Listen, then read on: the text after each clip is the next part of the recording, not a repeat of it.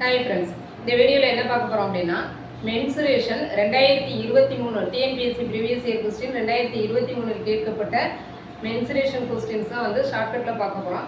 First question, ஒரு நேர்வட்ட உருளையின் வலைப்பரப்பு 74 சதுர சென்டிமீட்டர் மற்றும் அதன் உயரம் 8 சென்டிமீட்டர் எனில் அவ்வுருளையின் கன அளவை காணும்.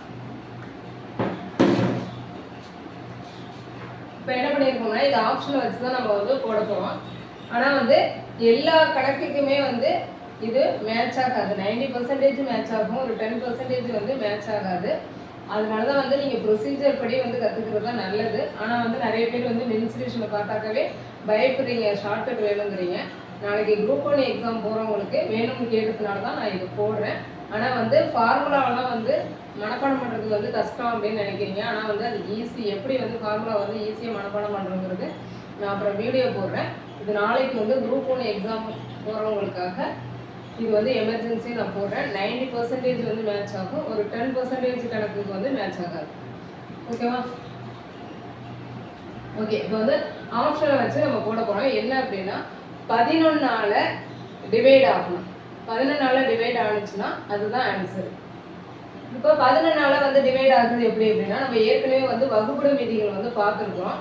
11ஆல் வகுப்படும் விதிகள் வந்து எப்படிங்கிறத பார்த்துருக்கோம். இப்போ எக்ஸாம்பிளுக்கு இதை எடுக்கிறேன்.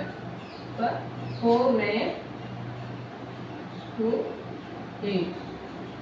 இப்போ 11ஆல் வகுப்புறது எப்படி வகுப்படுமா அப்படிங்கிறது எப்படி பார்க்குறது அப்படின்னா இது ரெண்டையும் ஆட் பண்ணணும், இது ரெண்டையும் ஆட் பண்ணணும். அதாவது 1 விட்டு 1.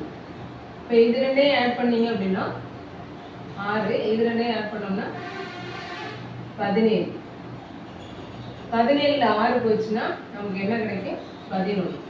அப்போ 0வோ 11 வந்தது அப்படின்னா உங்களுக்கு அந்த வேல்யூ வந்து 11ஆல் டிவைட் ஆகும்.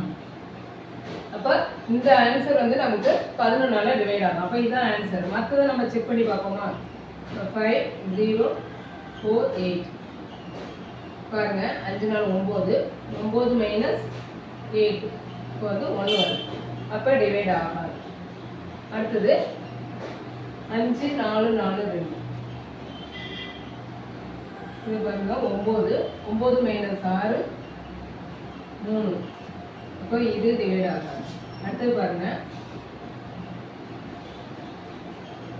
6 4 10 12, 12 மைனஸ் 10 2.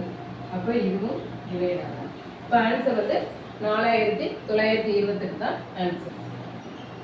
45 சென்டிமீட்டர் உயரமுள்ள ஓர் இடைக்கண்டத்தின் இருபுற ஆரங்கள் முறையே 28 சென்டிமீட்டர் மற்றும் 7 சென்டிமீட்டர் எனில் இடைக்கண்டத்தின் கன அளவு என்னன்னு கேட்டிருக்காங்க. இதுவும் வந்து ஆப்ஷன் வந்து 11ஆல் டிவைட் ஆனிச்சுன்னா அதுதான் ஆன்சரு. இப்போ ஃபர்ஸ்ட் ஆப்ஷன் எடுப்போம். 4 48 5. இப்போ என்ன சொல்லியிருக்கோம்? 1 விட்டு 1 கூட்டணும். ஓகேவா? 5 4 9. இந்த இது வந்து கூட்டணும்னா 9 வரும். இதை கூட்டினீங்கன்னா 9 வரும்.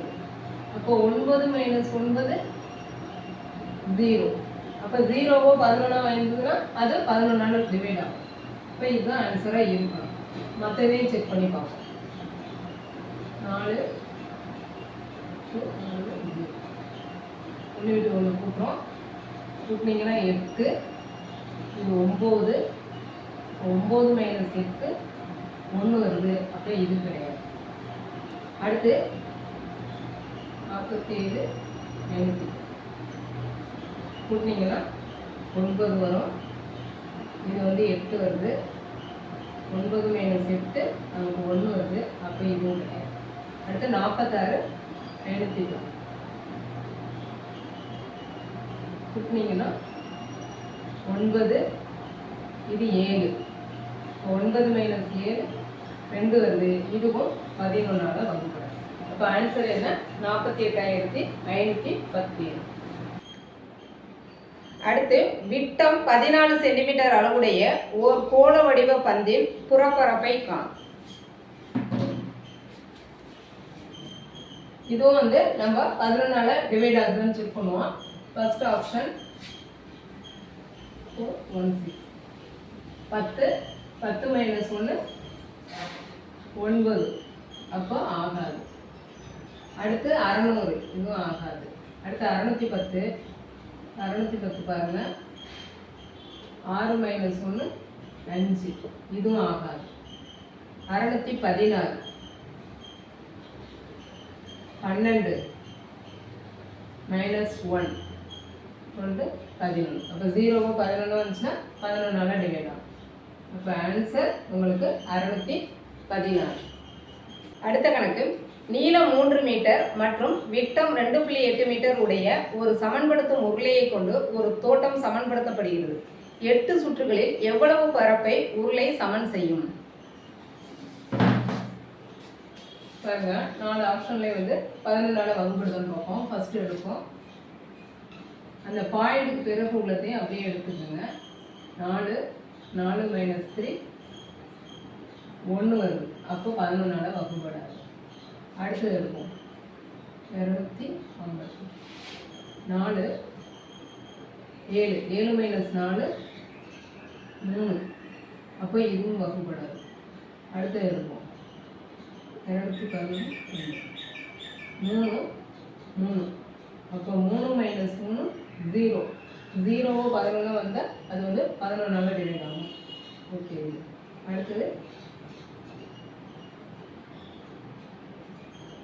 6 மைனஸ் 3 3, அப்போ இது. அப்போ ஆன்சர் வந்து 211.2. ஓகே ஃப்ரெண்ட்ஸ், இது புரியுதா என்னென்னு பாருங்கள்.